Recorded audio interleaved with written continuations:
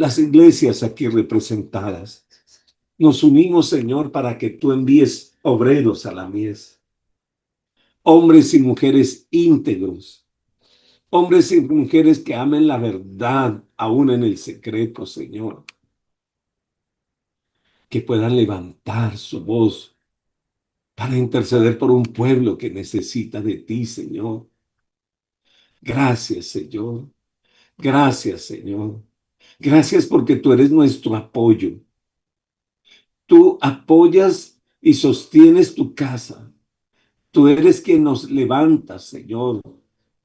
Sácanos a lugares amplios.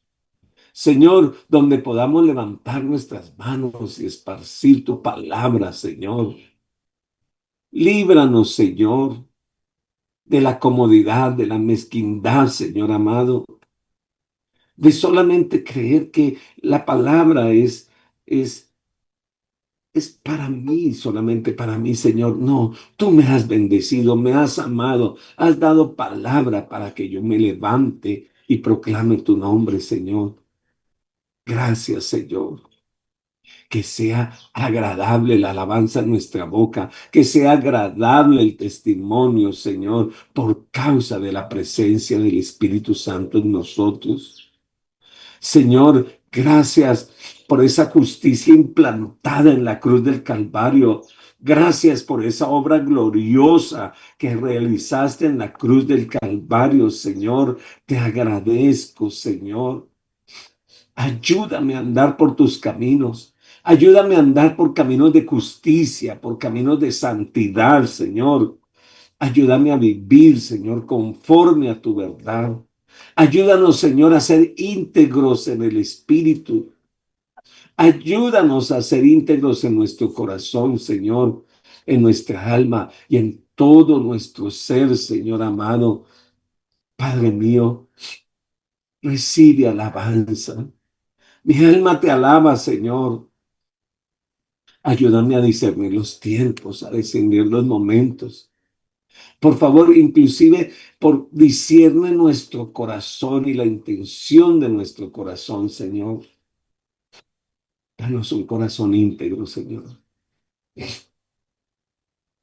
Ayúdame a crecer en ti, pero que el crecimiento en ti sea para humillarme más en tu presencia. Señor, hazme entender que eres tú el Señor. Hazme entender que eres tú quien te mueves, quien hablas, quien te glorifica, Señor. Haz que mi espíritu sea recto, Señor, y que la integridad gobierne mi vida, Señor. Ayúdanos a ser fieles, Señor, a ser irreprochables conforme a tu verdad, Señor. Danos la victoria, amado Padre. Danos la victoria, Señor. Y quita de nuestro corazón toda clase, Señor, de altanería, Señor. Cualquier estorbo en nuestro corazón, todo orgullo, Señor, que no viene de ti, Señor. Danos prudencia para hablar, Señor. Danos prudencia, Señor. Haznos prudentes en nuestros caminos, Señor. Dame de tu espíritu. Por favor, mantén mi lámpara encendida, Señor. Vengo por ese aceite delante de ti, Señor. Hazme como una virgen prudente, Señor. Ilumina las tinieblas de mi mente o de mi corazón o de cualquier área de mi vida, Señor. Dame conciencia de santidad y luego déjame, Señor, experimentar esa victoria que tú nos das, Señor. Dame valentía para hacer tu obra, Señor. Padre bueno, gracias por tus caminos, porque todos ellos son perfectos. Tu palabra es perfecta, tu palabra es intachable. Ayúdame a amar tu palabra y a encaminarme en ella con todo mi corazón, Señor. Ayúdame a vivir conforme tu palabra, Señor. Sé tú mi escudo, Señor. El escudo de mi salvación, Señor. Te bendeciré. Oh, alma mía, bendeciré al Señor. Gracias, porque tú eres digno de gloria y digno de honra y digno de alabanza, Señor. Esta mañana una vez más venimos, Señor, a tu palabra. Háblanos, ministranos, Señor. Danos de tus tesoros cada mañana, Señor, para la gloria de tu nombre, Jesús. Gloria a Dios. Gloria a Dios. Alabado sea el nombre del Señor. Muchas bendiciones para todos ustedes en esta mañana. Es un privilegio verdaderamente servir al Señor y compartir la palabra con ustedes. Pues seguimos entonces en el libro de los Hechos, en el capítulo 4, y vamos a ir a mirar el versículo 15 y el versículo 22. Recuerden que Pedro y Juan estuvieron presos la noche anterior y están allí frente a los principales sacerdotes judíos y el Sanedrín y expusieron las preguntas que les hicieron. Bueno, ¿ustedes con qué autoridad hacen esto? Si ustedes son hombres del vulgo, ¿dónde estudiaron? A ver, ¿de qué instituto bíblico salió usted? Muéstreme pues su credencial de pastor o a ver, qué sé yo, le estaban preguntando, ¿verdad? Y aquí sigue nuestro relato. Vamos adelante, por favor.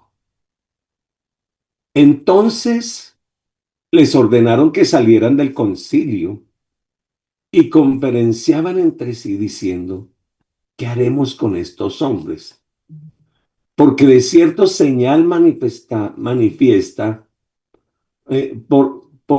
porque de cierto señal manifiesta ha sido hecha por ellos, notoria a todos los que moran en Jerusalén, y no lo podemos negar. Sin embargo, para que no se divulgue más entre el pueblo, amenacémoslos, para que no hablen de quien en adelante a hombre alguno en este nombre. Y llamándolos, les intimaron que en ninguna manera hablasen ni enseñasen en el nombre de Jesús.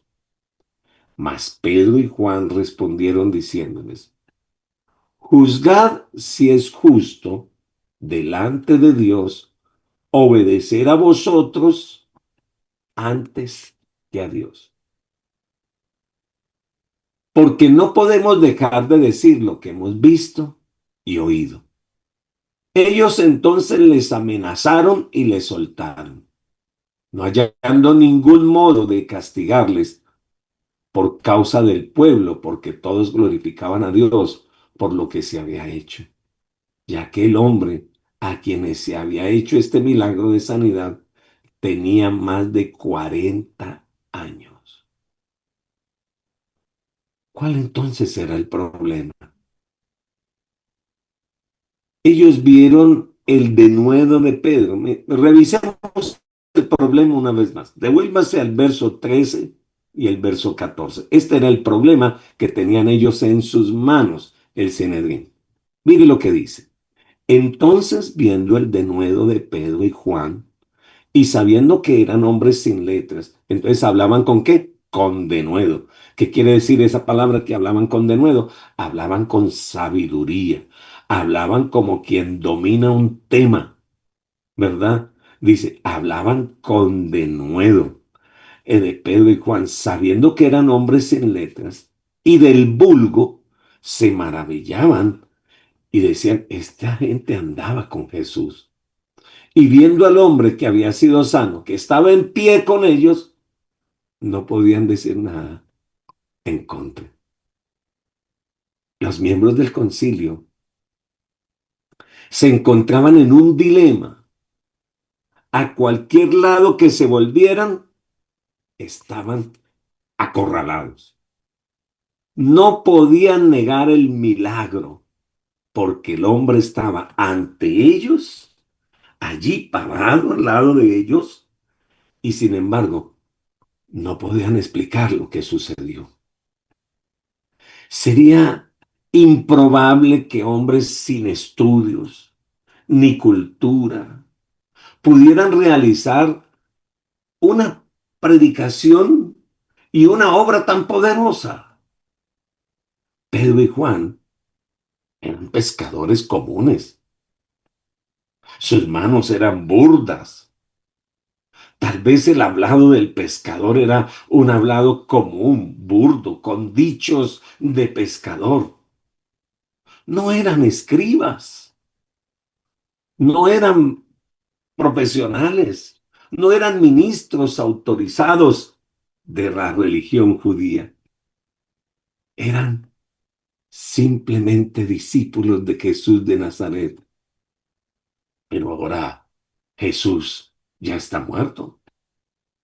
Así que el concilio notó la valentía y la confianza y el denuedo y el poder de Dios que había en Pedro y en Juan, como la fuerza de esas palabras, todo les tenía desconcertados. Es importante destacar que el milagro en sí mismo no fue la prueba de la resurrección de Cristo, ni siquiera de la veracidad del mensaje de Pedro. Porque recuerden ustedes, Satanás puede realizar milagros y los falsos profetas pueden hacer maravillas y los bien estudiados pueden dar un gran mensaje. Pero el milagro y el mensaje estaban en el contexto de lo que había sucedido en Pentecostés. Fuera una evidencia más de que Jesucristo estaba vivo y obrando en la iglesia por el Espíritu Santo. El escritor Lucas nos dice que Pedro y Juan hablaban con denuedo porque habían sido llenos del Espíritu Santo. Y habíamos dicho que esta llenura no era la misma del Pentecostés. ¿Por qué? Porque los discípulos habían experimentado que necesitaban llenuras nuevas cada día, así como tú y como yo. Ambos sermones. El primero que dio el Pentecostés y ahora este, Pedro utilizó el Antiguo Testamento para respaldar su predicación y para explicar sus afirmaciones, lo cual es evidencia de un verdadero profeta. Claro, un verdadero profeta siempre tendrá de evidencia no su mensaje, sino la palabra de Dios. Ninguna profecía puede decirse o hacerse independientemente de la palabra. Por más que te emocione, por más que te den ganas de llorar, por más que sientas que te desgonzas, toda profecía tiene que estar basada en la palabra de Dios. Los milagros no son sustitutos tampoco de la palabra de Dios. Vamos a ir al libro de Lucas, el capítulo 16, el verso 27.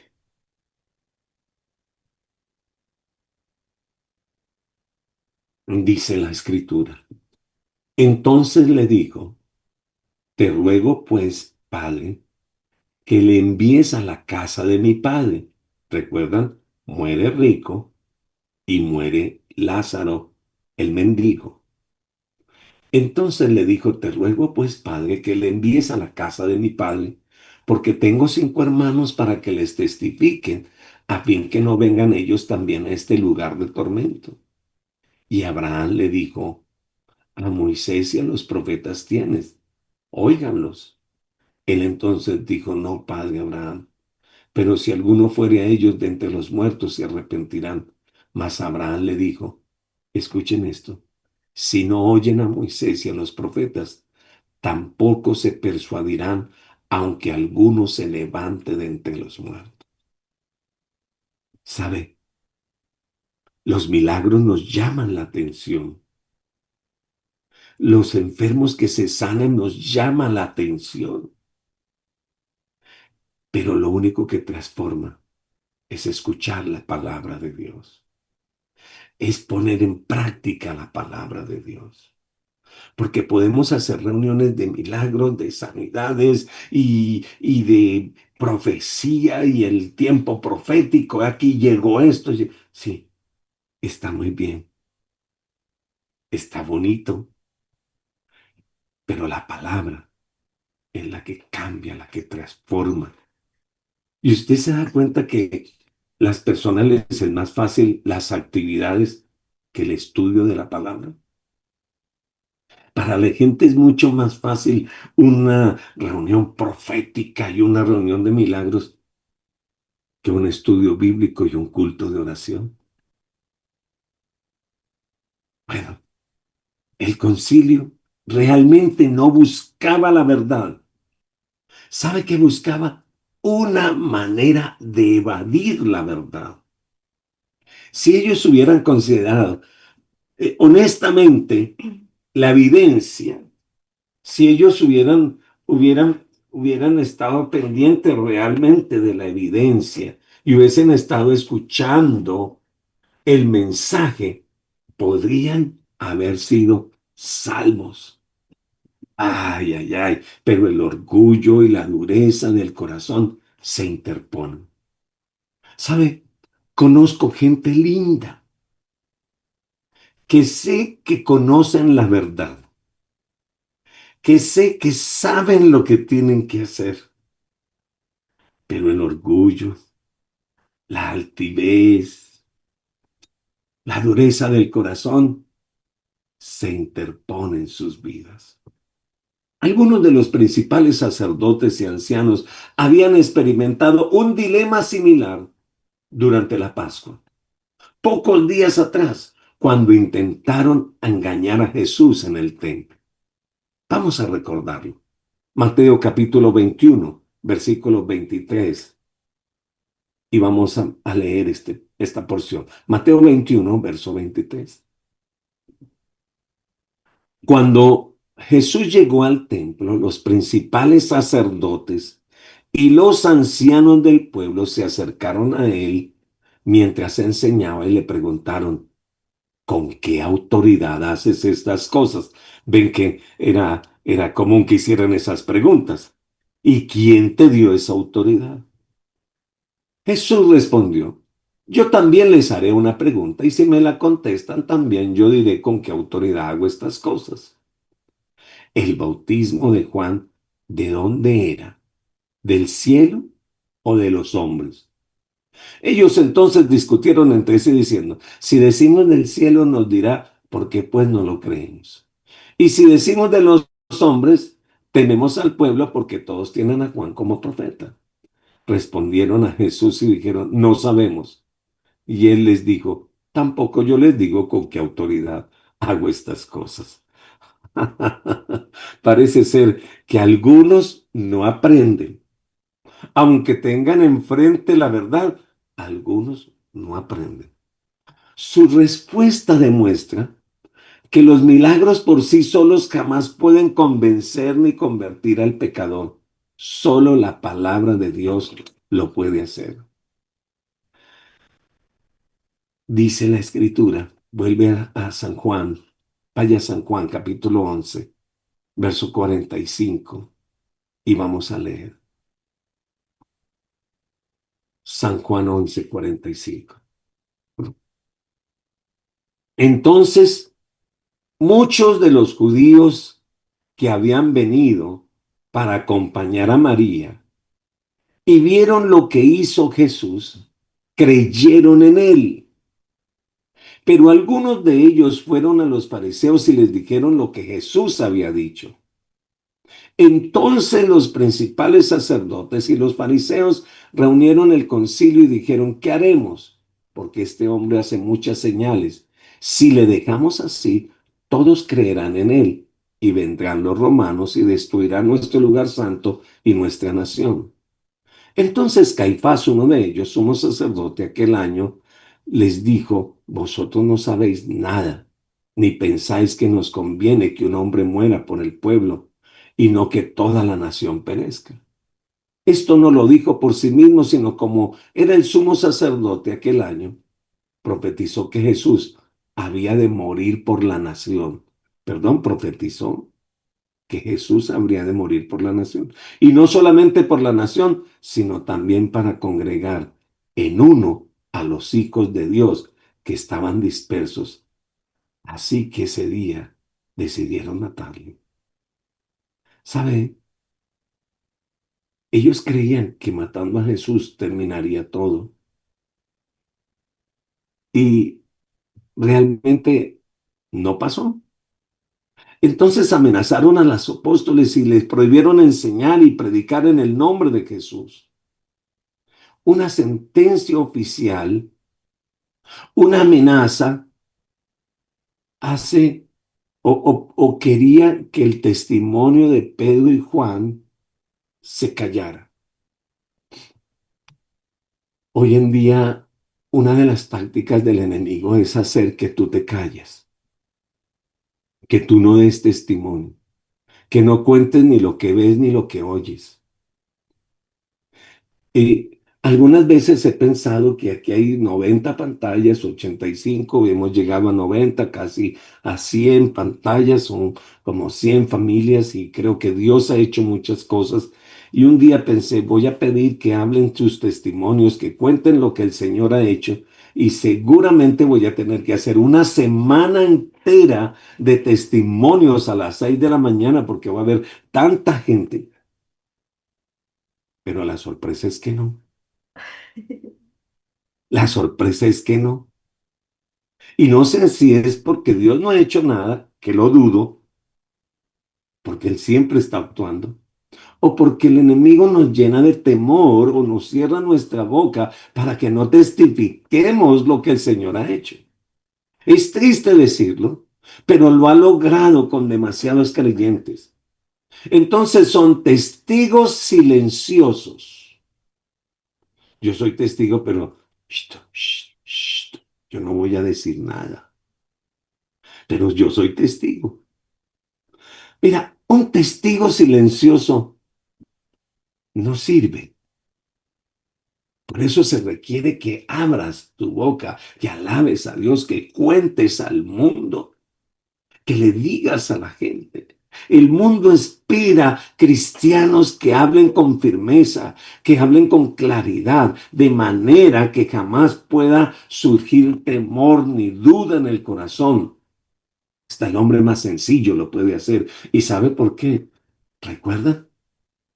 Pedro y Juan hablaban con denuedo porque estaban llenos del Espíritu Santo. Y el Espíritu Santo no es exclusivo hoy en día para los pastores o para los profetas o para los líderes. No, Él decidió que el día que tú recibiste a Cristo, ese día te bautizó con el Espíritu Santo, pero ahora tú tienes que buscarlo para una llenura diaria, diaria. Y entonces podrás ser el testigo del poder de Dios. El concilio pretendía silenciar el mensaje del Evangelio, pero paradójicamente lo que provocaron fue que se extendió con mayor rapidez. Alabado el nombre del Señor para siempre. De los 120 hombres y mujeres que oraban allí en el día de Pentecostés, la iglesia creció hasta más de 3,000 hombres, alabado el nombre del Señor. Y posteriormente, ¿qué pasaron? 5,000 hombres recibieron al Señor. Esa comunidad creció de una manera poderosa. ¿Sabe? Es el Espíritu Santo el que hace crecer tu vida, el que hace fuerte tu familia, el que hace crecer la iglesia. Pero Él necesita hombres y mujeres valientes, llenas del Espíritu Santo. Así que los esfuerzos del enemigo por silenciar la iglesia solo condujeron a un testimonio más fuerte. Alabado el nombre del Señor. El concilio fracasó. Se hizo evidente cuando Pedro se negó a dejarse intimidar por las amenazas. Todos deberíamos de seguir el ejemplo de Pedro y tomar nuestras decisiones basadas en esto es correcto y no en esto es popular. Es así deberían de ser la base de nuestras decisiones. ¿Esto agrada a Dios o esto agrada a los hombres? ¿Esto trae alabanza al Señor o trae alabanzas a mi vida? ¿Cuál es la base de tus decisiones? Debemos asegurar, por eso, tener una enseñanza clara de la palabra de Dios. Tenemos que tener de nuestro lado el adoptar una posición de humillación porque dependemos del Espíritu Santo. A Él es el que venimos a alabar, a Él es el que venimos a glorificar. Tu vida está hecha para la alabanza y la adoración de su nombre. Pedro sabía lo que el Señor había ordenado a los creyentes. Id y predicad el Evangelio, enséñenles, muéstrenle todo lo que yo he hecho, bautícelos en el nombre del Padre, del Hijo, del Espíritu Santo. Y él estaba dispuesto a obedecer a todo precio.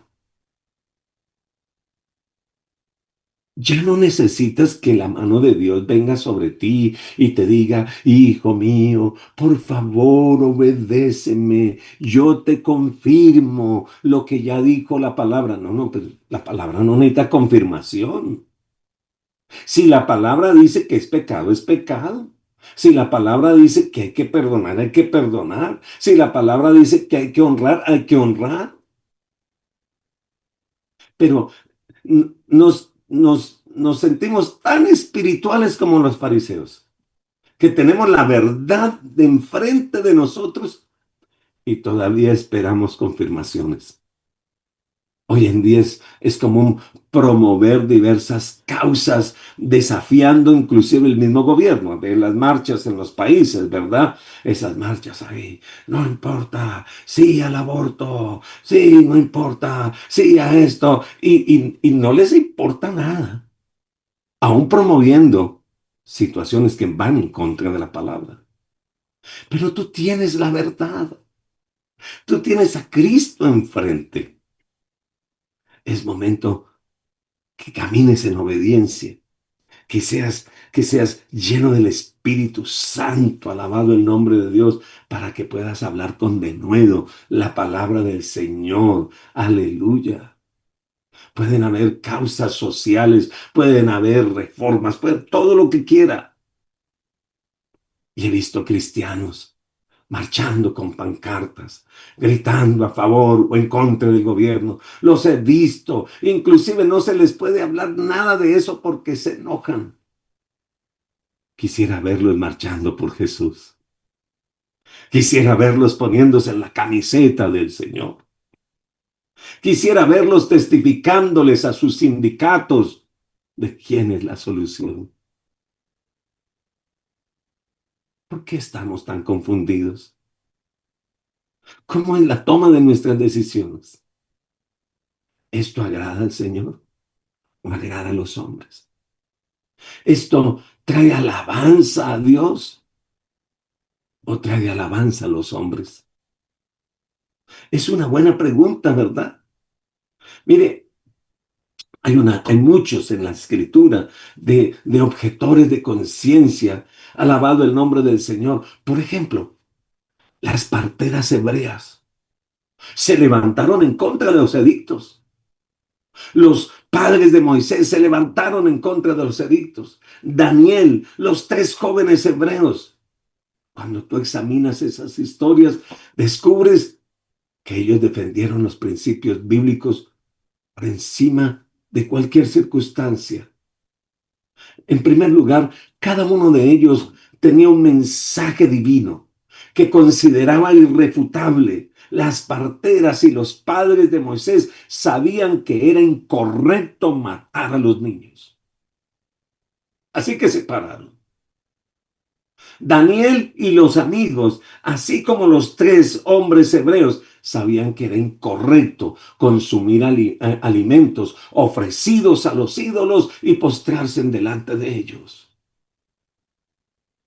No, pero no sea tan fanático. No, ¿qué van a pensar? No. Hay cosas que no se negocian. Hay cosas que no se negocian. Pedro y Juan sabían que su maestro les había ordenado predicar el evangelio hasta los confines de la tierra y que sería incorrecto desobedecerles con tal de darle gusto al Sanedrín. Hay muchas cosas que el Señor te ha hablado,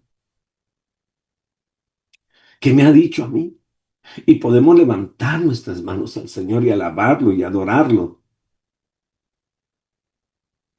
pero hay algunas tareas por hacer. Y hoy tienes que seguir tomando decisiones en tu vida. ¿A quién debo yo agradar?